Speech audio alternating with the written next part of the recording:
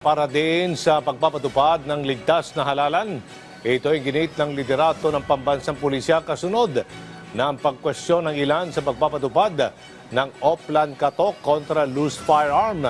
Iginit pa ng hepe ng pambansang pulisya, Romel Francisco Marbil, hindi dito layo na mangharas ng sinuman. Si Ryan Lasigas sa sentro ng balita. No, we need to discuss with the chairman kasi po yung normal police duty po natin yan. And remember, ang firearms po nagagamit po sa violence yan.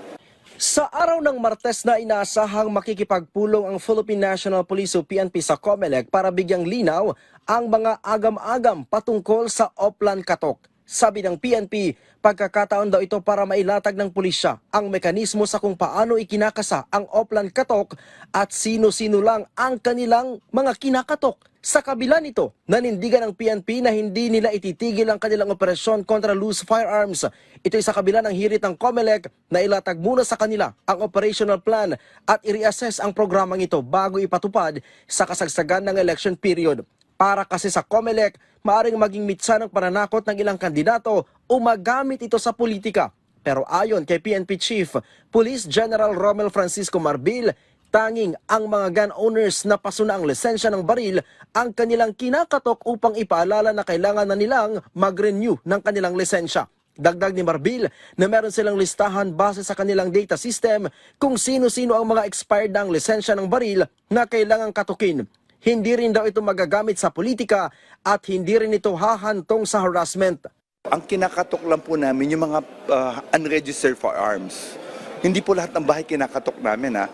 Yung may mga baril na hindi po lang rini-register kasi gusto namin i-account. Kasi kung hindi mo ma-register, we have to get it. Yun yung baril na yan kasi di ba, may mga tao dyan, nalilimutan nila. Asan na yung baril? That's the purpose ng katok. Ginit ng hepe ng pambansang pulisya, hindi ipinagbabawal sa kasagsagan ng election period ang pagsasagawa ng Oplan Katok. Ayon sa PNP, nasa lampas sa 1 milyong baril ang hinahabol nila na batay sa record ay pasuna ang lisensya. Mula noong 2024, nakapagpalabas na ang PNP Firearms and Explosive Office ng mahigit 600,000 notices para sa mga gun owners na may expired gun licenses. Lampas 347,000 sa mga ito ang nauwi sa revocation ng lisensya dahil hindi pa rin nagpa-renew. Kung susumahin, meron pang mahigit kalahating milyong notice ang kailangang ipaabot sa mga may-ari ng baril.